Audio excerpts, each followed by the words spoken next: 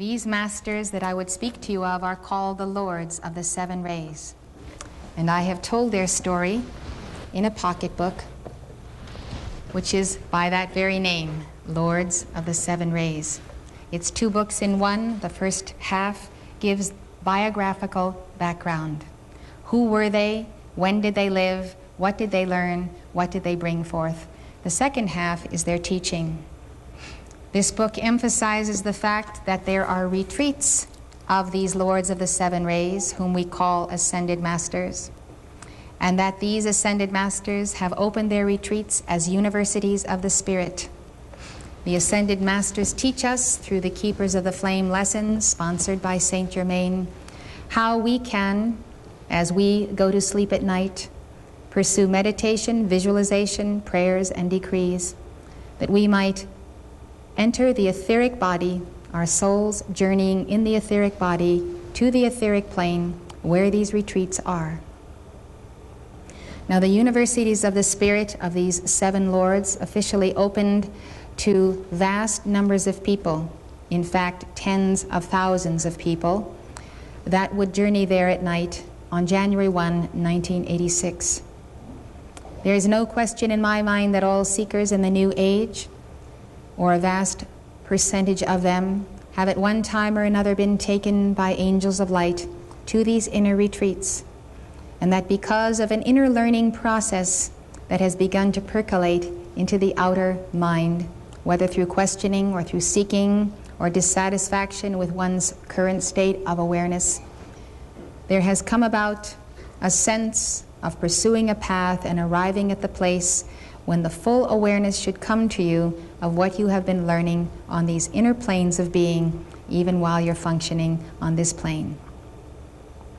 So the basis of that teaching that you learn at inner levels is the basis that I've given you this evening.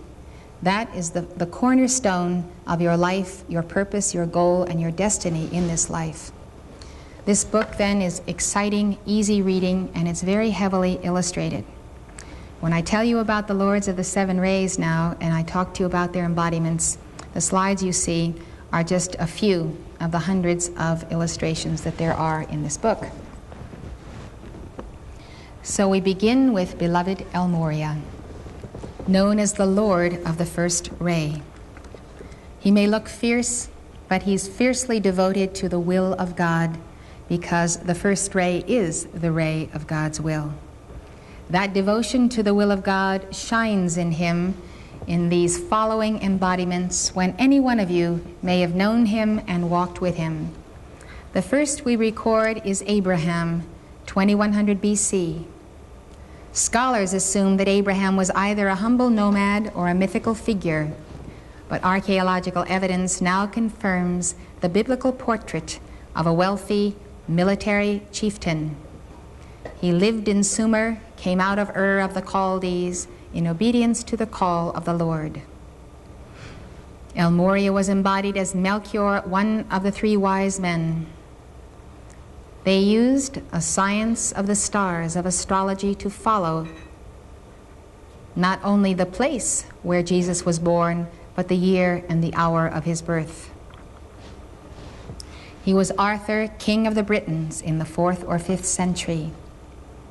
Until recently, Arthur has been assumed to be legendary, but today both archaeological and literary investigations reveal a 4th or 5th century leader who conforms to the profile of King Arthur. He used Roman military tactics and lived in Scotland. There are also locations that say that Camelot was in England, not too far from Glastonbury.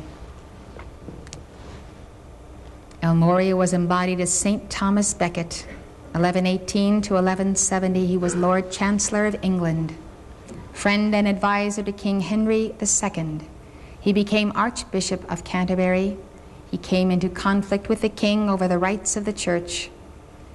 And shortly following Christmas, on December 29th, 1170, he was murdered in Canterbury Cathedral by 4 knights who took literally Henry's remark that he wished to be rid of this turbulent priest. The tremendous bravery and courage with which he went to that altar knowing that these men were pursuing him, is just one more life's example of the dedication of his soul to be the embodiment of the will of God. The strength and the courage of beloved El Morya, even in the embodiments I have thus far named, is a guiding light to all who know him and feel the presence of his love. El Morya is the master who called me when I was a student at Boston University. He appeared to me. He was the first master I had ever seen with my own inner eye, with the exception of Saint Germain, who had come to me when I was 18. He was there in full presence, powerfully radiating his aura, and said, "I have need of a feminine messenger. Go to Washington to be trained under Mark Prophet." That was his message. Having so delivered it, he moved on.